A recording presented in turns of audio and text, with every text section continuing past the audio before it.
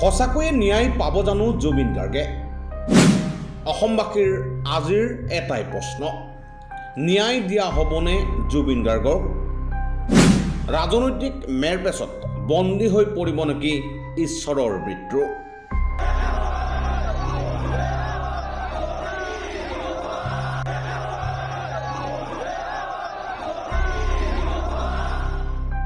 আৰু সকলোৱে ন্যায় প্ৰাৰ্থনা কৰিব। সদায় যি হৈছিল আমি জানিব লাগে, সেইটোৱে কথা। আজিলৈকে জনা নাই কি হ'ল, 22টা দিন পাৰ হ'ল, আজিলৈকে আমি নাজানো কি ঘটনা ঘটি গ'ল। কিন্তু আপোনালোকে সকলোৱে লিখিব, আপোনালোকৰ ছ'চিয়েল মিডিয়া আছে, এখন যুদ্ধৰ আমাৰ সকলোৰে এখন হাতত প্লেটফৰ্ম আছে। সকলোৱে প্ৰাৰ্থনা কৰাৰ লগতে আপোনালোকে জাষ্টিচ বিচাৰিব লাগিব। ন্যায়ৰ কাৰণে আমি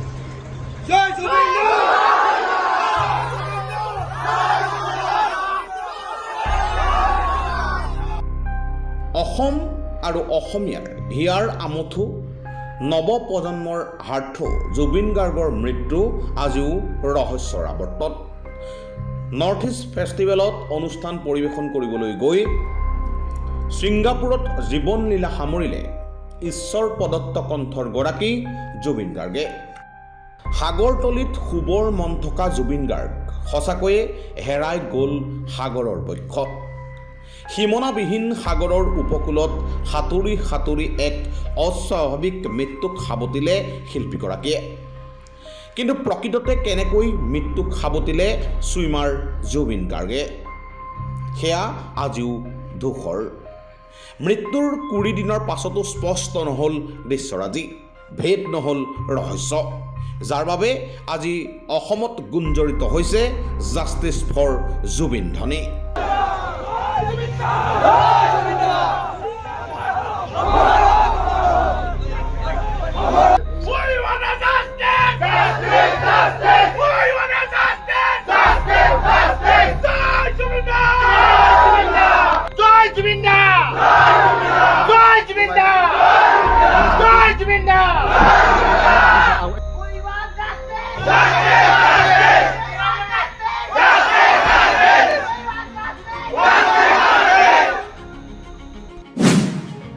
জুবিনৰ মৃত্যুৰ তদন্ত কৰা SIT, CIDক বিশ্বাসত ল'ব পৰা নাই নেকি অসমবাসীয়ে?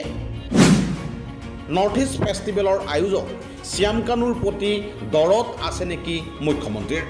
জুবিন গাৰ্গৰ মৃত্যুৰ সৈতে নাম সাঙুৰ খোৱা শ্যাম কানু মহন্তৰ পৰিয়ালৰ সৈতে ৰাজ্যৰ মুখ্যমন্ত্ৰী ডক্টৰ হিমন্ত বিশ্ব শৰ্মাৰ আছে সোণালী অতীত। দুয়োটা পৰিয়ালৰ পাৰস্পৰিক সম্পৰ্কই আউল লগাইছে নেকি জুবিন গাৰ্গৰ মৃত্যুৰ তদন্তত? সেই প্ৰশ্নই এতিয়া সকলোকে সন্দিহান কৰিছে। নকৰিব কিয়? ছিংগাপুৰত জুবিনৰ মৃত্যুৰ পাছতো নৰ্থ ইষ্ট ফেষ্টিভেল চলাই থকা শ্যাম কানুক যি ধৰণৰ নাটক ৰচি নিষিদ্ধ নিৰাপত্তাৰে গুৱাহাটী বিমানবন্দৰৰ পৰা লৈ অহা হৈছিল, সেই দৃশ্যই বহু প্ৰশ্নৰ উদ্বেগ কৰিছিল। যাতে ন্যায় পায়, সেইকাৰণে প্ৰতিদিনে hashtag justice for Zubeen Garg সকলোৱে লিখিব এবাৰ, আৰু সকলোৱে ন্যায় প্ৰাৰ্থনা কৰিব। সদায় যি হৈছিল আমি জানিব লাগে, সেইটোৱে কথা। আজিলৈকে জনা নাই কি হ'ল, 22টা দিন পাৰ হ'ল, আজিলৈকে আমি নাজানো কি ঘটনা ঘটি গ'ল।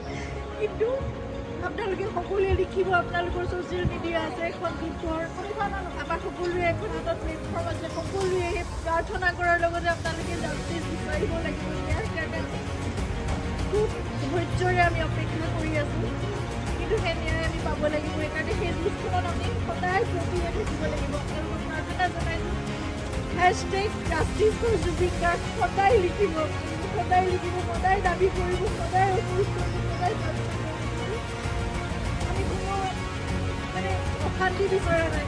শান্তিপূৰ্ণভাৱে যাতে ন্যায় ব্যৱস্থা আমাক সেইখিনি ন্যায় দিয়ে, সেয়ে প্ৰাৰ্থনা কৰিছোঁ। জয় জুবিন গাৰ্গ।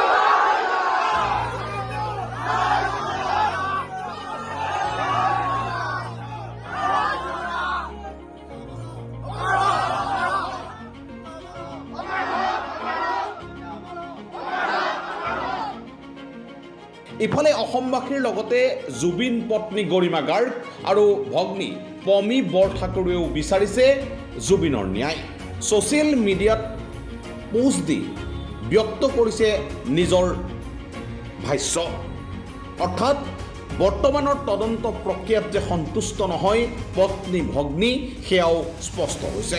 ইয়াৰ্ড পাৰ্টি কৰিবলৈ গৈ সাগৰত ডুবি মৃত্যু হোৱা জুবিন গাৰ্গৰ মৃত্যু উপত্যকাত আজিও উপস্থিত হোৱাগৈ নাই তদন্তকাৰী দল।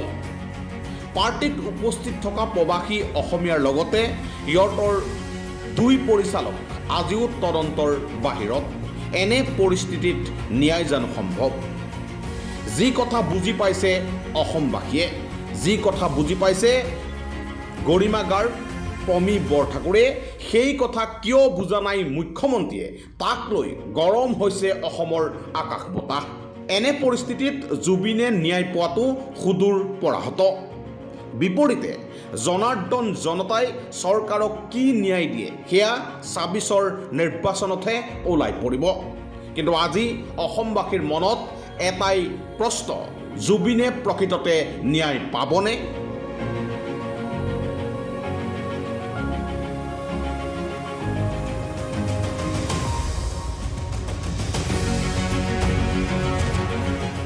নিউজ ডেস্ক ৰিপৰ্ট, দ্য পোন টাইমছ।